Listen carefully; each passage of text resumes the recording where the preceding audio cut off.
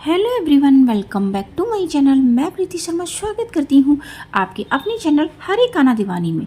तो फ्रेंड्स, राधे राधे, हरे कृष्णा, हर हर महादेव। कैसी हो आप? आई होप आप सब अच्छे होंगे। मैं भी बिल्कुल ठीक हूँ। दोस्तों, आज की वीडियो में हम जानेंगे प्रदोष काल का शुभ मुहूर्त, तिथि, महत्व, प्रदोष व्रत की पूजा विधि, उपाय भी बताएंगे। आषाढ़ मास की कृष्ण पक्ष की त्रयोदशी शुरू हो रही है और कब समाप्त हो रही है। जिस दिन प्रदोष व्रत पड़ता है उस बार की विषय के बारे में भी आपको बताएंगे। इस बार का प्रदोष व्रत जिस दिन पड़ रहा है उस दिन की दिन और तारीख कब है। एकादशी तिथि की तरह ही प्रदोष व्रत में भी व्रत का पालन और किस दिन हमें व्रत रखना है यही देखा जाता है। दोस्तों, प्रदोष व्रत हमें किस दिन करना है और व्रत में आपको क्या खाना है, क्या है पूजा का विधान, प्रदोष व्रत का विशेष उपाय भी बताऊंगी दोस्तों। तो दोस्तों, चलिए शुरू करते हैं आज का वीडियो। त्रयोदशी तिथि को ही प्रदोष व्रत कहते हैं। हर माह में 2 त्रयोदशी पड़ती हैं, एक शुक्ल पक्ष में और एक कृष्ण पक्ष में।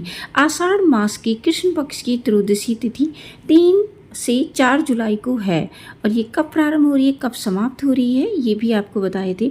त्रयोदशी तिथि का प्रारंभ हो रहा है 3 जुलाई 2024 दिन बुधवार सुबह प्रातः 7:10 पर और समाप्त हो रही है 4 जुलाई को शाम को 5:54 पर ये त्रयोदशी तिथि समाप्त होगी। उदया तिथि के अनुसार तो 4 जुलाई को व्रत रखना चाहिए, लेकिन दोस्तों प्रदोष काल में उदया तिथि नहीं देखी जाती है। प्रदोष काल में देखा जाता है कि प्रदोष काल हमें शाम के समय कब मिल रहा है। दोस्तों, वो हमें मिल रहा है 3 जुलाई को, अर्थात जो व्रत है वो 3 जुलाई को रखा जाएगा। प्रदोष काल का जो मुहूर्त होता है, जो समय होता है, वो होता है सूर्य छुपने से 45 मिनट पहले और सूर्य छुपने के 45 मिनट बाद के समय को प्रदोष काल मिल रहा है और इसी समय पे जो त्रयोदशी होती उसी दिन व्रत रखा जाता है, जो कि हमें मिल रही है 3 जुलाई को। आषाढ़ मास के कृष्ण पक्ष को बुद्ध प्रदोष व्रत के नाम से हम जानेंगे। दोस्तों, अगर आप प्रदोष व्रत रखने की सोच रहे थे तो आप 3 जुलाई से भी रख सकते हैं, क्योंकि शुक्र उदय भी हो गए हैं। लेकिन आप अगर श्रावण से रखना चाहते हैं तो वो तो सबसे सर्वोत्तम होता है। आपका चाहे शिव जी का कोई भी व्रत हो या प्रदोष व्रत हो, 16 सोमवार हो, सोमवार का व्रत हो, सभी आप श्रावण से शुरू कर सकते हैं। दोस्तों, तो पूजा का जो शुभ मुहूर्त है वो भी हम देख लेते हैं। पूजा का जो शुभ मुहूर्त है 3 जुलाई को, वो रहेगा शाम को 7:25 से 9:24 तक। तो ये 2 घंटे की कुछ अवधि रहेगी दोस्तों। तो इसी बीच आप पूजा कर सकते हैं। जुलाई को पूजा का विधान जान लेते हैं दोस्तों। तो उसका जो आप स्नान आदि से निवृत्त होकर आपको सबसे पहले मंदिर में आना है। मंदिर की साफ सफाई करने के बाद पूजा वगैरह करिए, सूर्य भगवान को जल चढ़ाइए। आपको उस दिन शिवालय जरूर जाना होता है, तो आपको मैं सलाह दूंगी कि आप सुबह के समय शिवालय चढ़ाइए। जल में गंगा जल डालकर शिवलिंग को जल चढ़ाइए। आप भांग, धतूरे, सफ़ेद पुष्प, आके के पुष्प, जो भी आपको पूजा में मिल जाता है ज़रूर चढ़ाइएगा। और दोस्तों, उसके बाद आप घर आ सकते हैं। थोड़ा सा जल बचा के लाइएगा और पूरे घर में छिड़क दीजिएगा। शिवलिंग का जो जल होता है बहुत ही अच्छा रहता है घर में छिड़कना।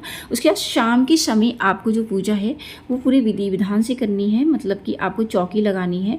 चौकी पे आप सफ़ेद रंग का कपड़ा बिछाइए और उसके बाद आपके पास शिवलिंग है घर में तो बहुत अच्छी बात है। तो आप शिवलिंग ज़रूर ले आइएगा, क्योंकि इसकी जो पूजा है वो शिवलिंग से ही होती है दोस्तों। क्योंकि शाम के समय जो होते हैं शिव पार्वती शिवलिंग में विराजमान होते हैं दोस्तों, ऐसी मान्यता कही जाती है। तो आपको सबसे पहले गणेश भगवान, शिवलिंग और माता पार्वती को सुपारी के रूप में रख के आप उनको स्नान कराइएगा। पंचामृत से स्नान कराइएगा, फिर सादे जल से स्नान कराइएगा दोस्तों। उसके बाद आप उनको पुष्प पहुँचने के बाद, अच्छी तरह से पहुँचने के बाद अपने जो आसन है, चावल के आसन देके उनको विराजित कर दीजिएगा। सबसे पहले गणेश जी को आप पुष्प चढ़ाइएगा, पीले रंग का टीका, जनेऊ चढ़ाइएगा और इस तरह से आप उनका पूजन कर सकते हैं। फिर आप शिवलिंग की इस तरह से पूजा कर सकते हैं। शिवलिंग को माता पार्वती और शिव जी का दोनों का ही अंश माना जाता है, तो खाली आप शिवलिंग की पूजा करेंगे तो दोनों की ही पूजा लगेगी। तो सबसे पहले आपको उनको पुष्प चढ़ाने हैं। सफ़ेद रंग के पुष्प चढ़ाइएगा, बेलपत्र चढ़ाइएगा चंदन लगाकर, तो इस तरह से चढ़ाइएगा। उनकी डंडी जरूर तोड़ दीजिएगा दोस्तों। भभूत होती है वो भी आप चढ़ा सकते हैं। भभूत आपको बाहर से ही मिल जाएगी, वरना होली की जो राख होती है सबसे अच्छा भभूत माना जाता है दोस्तों। उसके बाद आप आरती कर सकते हैं। बुद्ध प्रदोष व्रत की कथा पढ़ सकते हैं। पूरा दिन इसमें जाप किया जाता है, तो जाप भी कर सकते हैं आप नमः शिवाय का। और आप एक शुद्ध घी का दीपक जला सकते हैं। और दोस्तों अंत में ना कपूर की आरती करिएगा। शिव जी को बहुत ही ज़्यादा प्रिय होता है। दोस्तों आपको बुध प्रदोष के दिन एक उपाय करना होता है। आपके बच्चे नहीं पढ़ पा रहे, निर्णय लेने में दिक्कत होती है, बातचीत करने में थोड़ी आपको झिझकाहट होती है, तो इसका मतलब आपका बुध खराब है। आपको क्या करना है, एक मुट्ठी हरे मूंग को थोड़ी देर पानी में धोने के बाद, मैं सिर्फ धोना ही है, भिगोना नहीं है, धोने के बाद शिवलिंग पे चढ़ाइएगा। आपके बच्चे अगर कमज़ोर है तो उनके नाम से भी आप एक मुट्ठी चढ़ा सकते हैं दोस्तों, अर्पित कर सकते हैं। और उनका नाम लेके आप शिव जी को चढ़ाएंगे तो बहुत ही अच्छा रहेगा। उसके बाद दोस्तों इस तरह से करा जाता है। और शाम के समय आपको एक उपाय करना होता है।